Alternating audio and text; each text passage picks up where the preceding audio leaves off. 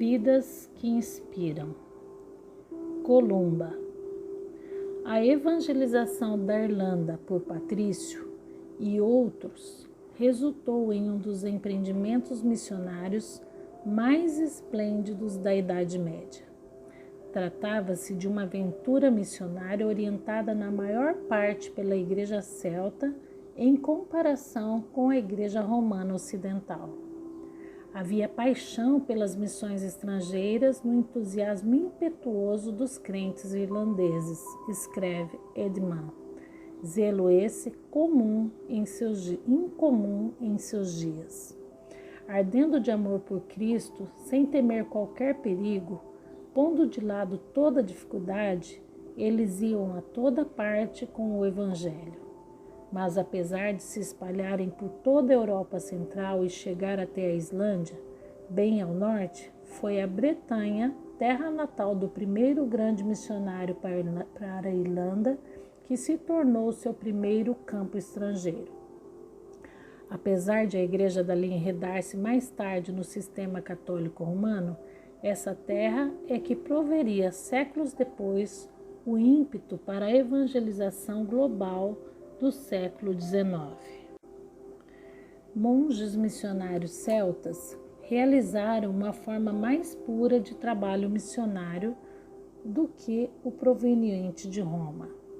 O método deles era visitar um país e, onde parecesse adequado, fundar uma vila missionária. Eles construíam um centro de uma igreja simples de madeira, cercada por salas de aula e choupanas para monges que eram os construtores, pregadores e professores. Do lado de fora desse círculo, como exigido, ficavam as habitações dos alunos e suas famílias, que gradualmente se reuniam à sua volta. O conjunto era cercado por um muro, mas a colônia quase sempre se espalhava para além do terreno original. Grupos de 12 monges saíam, cada um sob a liderança de um abade, a fim de abrir novos campos para o Evangelho. Os que ficavam davam aulas na escola e tão logo aprendiam suficientemente bem a língua do povo em cujo meio estavam, eles traduziam e escreviam partes das Escrituras, assim como hinos, ensinando essas coisas aos alunos. Tinham liberdade para casar-se ou permanecer solteiros. Muitos permaneceram solteiros a fim de ter mais liberdade para o trabalho. Ao serem feitos alguns convertidos, os missionários escolhiam entre eles pequenos grupos de jovens capazes, treinando-os especialmente em algum ofício manual e em línguas, e lhes ensinavam a Bíblia, como explicá-la a outros, capacitando-os assim a trabalhar entre seu próprio povo. Eles adiavam o batismo até que os novos crentes tivessem recebido um certo grau de instrução e dado alguma prova de firmeza na fé. Eles evitavam atacar as religiões do povo, achando mais proveitoso pregar-lhes a verdade do que expor seus erros. Aceitavam as Sagradas Escrituras como a fonte da fé e da vida e pregavam a justificação pela fé. Não tomavam parte na política nem pediam ajuda ao Estado. Todo este trabalho, em sua origem e progresso, embora tivessem se envolvido alguns aspectos alheios aos ensinos do Novo Testamento e exemplo apostólico, era independente de Roma e diferia em pontos importantes do sistema católico romano. Um dos mais famosos desses missionários abades celtas foi Columba, que nasceu numa família irlandesa nobre em 521 e foi educado na fé cristã. Quando jovem, ele entrou para um mosteiro onde foi ordenado diácono e mais tarde sacerdote. Seu zelo evangelístico evidenciou-se bem cedo em seu ministério e lhe dão crédito por estabelecer muitas igrejas e mosteiros na Irlanda, inclusive alguns muito conhecidos em Delhi, Durrow e Kells. A mudança de Columba das missões domésticas ou nacionais para as estrangeiras, aos 42 anos, segundo seu biógrafo do sétimo século, foi motivada pelo amor de Cristo, mas houve aparentemente outros fatores envolvidos. O seu biógrafo admite que ele tenha sido excomungado pelo sínodo, mas alega tratar-se de uma questão injusta devido a uma trivialidade. Will Durant argumenta, no entanto, que sua excomunhão e partida para a Bretanha foram motivadas por algo mais que uma frivolidade. Ele era tanto um lutador quanto um santo, homem de proporções avantajadas e voz poderosa. Seu gênio violento provocava muitas brigas e finalmente o levou a uma guerra com o rei de Armon. Conta-se que 5.000 homens foram mortos numa batalha e Columba, embora vitorioso, fugiu da Irlanda em 563, decidido a converter tantas almas quanto as que caíram naquela peleja em Coldrelm.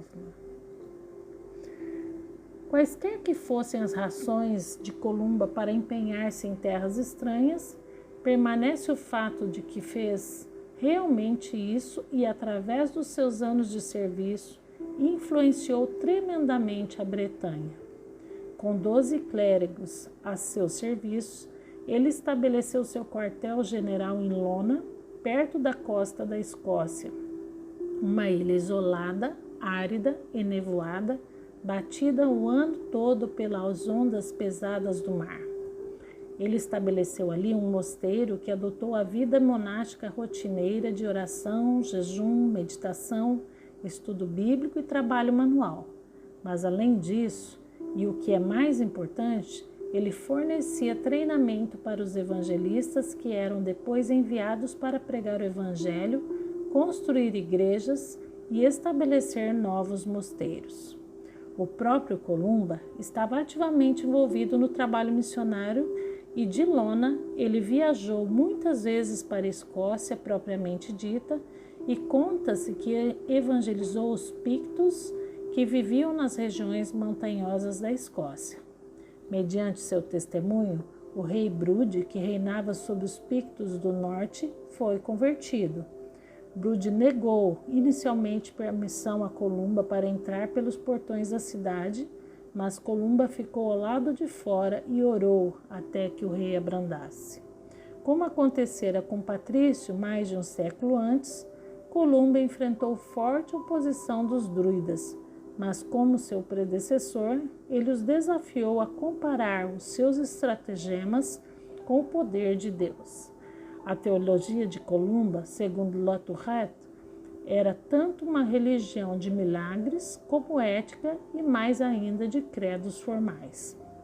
Por mais importantes que fossem os esforços missionários de Columba, muitos eruditos discordariam hoje de seu biógrafo e admirador do século VII, de que ele e seus discípulos de Lona foram os únicos responsáveis pela evangelização da Inglaterra e Escócia.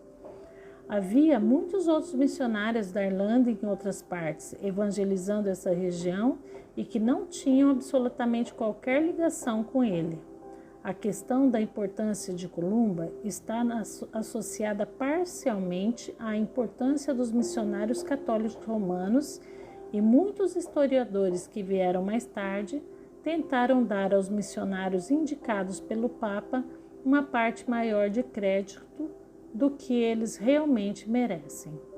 Havia forte competição entre os missionários católicos romanos e os celtas, sendo que os primeiros vieram finalmente a sobrepor-se, mas a obra inicial de evangelizar grande parte da Bretanha e Europa Central foi realizada pelos enérgicos e fiéis monges celtas.